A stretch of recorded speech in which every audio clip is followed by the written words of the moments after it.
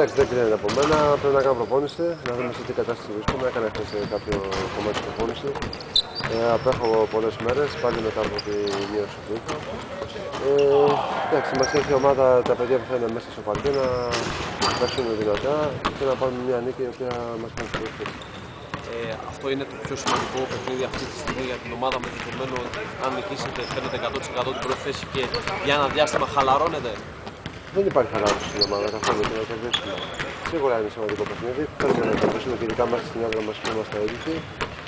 Πιστεύω να έρθει ο κόσμος και μετά το τελικό του κυπέλλου που κατακτήσαμε το κύπελλο να έρθει να μας συμπαρασταθεί και να παίξουμε όσο γίνεται καλύτερα.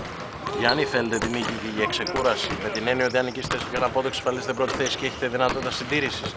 Αυτό που είπα και πριν, δεν υπάρχει συντήρηση. Η ομάδα συνεχίζει, πρέπει να συνεχίσουμε στον ίδιο ρυθμό μέχρι το τέλος της σεζόν. Μάλλον μέχρι να ξεκινήσουν τα play-off για το ελληνικό πρωτάθλημα και για τους 8 και μετά σίγουρα να περάσουμε στο Final Four. Γιάννη, σήμερα το μάτς με την Κάχα στη Βιτόρια που έκανε στο καλύτερο που κάνει φέτος, για διαφορετικούς λόγους δεν παίζει, είτε γιατί λόγω της ίσως έχεις κάποιο άλλο πρόβλημα, έχεις χάσει προπονήσεις. Πότε πιστεύεις ότι θα σε αφήσουν αυτά να είσαι 100% έτοιμος για τους επόμενους δύο στόχους? Κοίταξε, μετά από αυτό το παιχνίδι, όπως ξέρετε, είχα 2 κατάγματα στη μύτη μου, μετά ήρθε ο ιός, σχεδόν είμαι πάλι ένα μήνα εκτός. Σίγουρα θέλει πολλή δουλειά μέσα στο γήπεδο, στις προπονήσεις και να είμαι υγιής. Γιατί αν δεν είμαι υγιής και δεν είμαι κάθε μέρα στο γήπεδο να κάνω προπόνηση, δεν θα ξαναέρθω στα επίπεδα που θέλω και εγώ και η ομάδα. Εσύ που είδες το παιχνίδι την Κυριακή με λιγότερους θυμούς από το σπίτι. Περισσότερους είχα. Εντάξει, ποιο συμπέρασμα σου κάνει?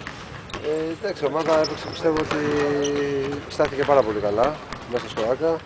Απλώς δώσαμε κάποια ελεύθερα σου τα οποία ήταν εύστοχοι οι παίκτες του Παναθηναϊκού και έτσι πήραν και μια διαφορά μεγάλη και μετά προσπαθήσαμε να την καλύψαμε όσο βέβαια μπορούσαμε.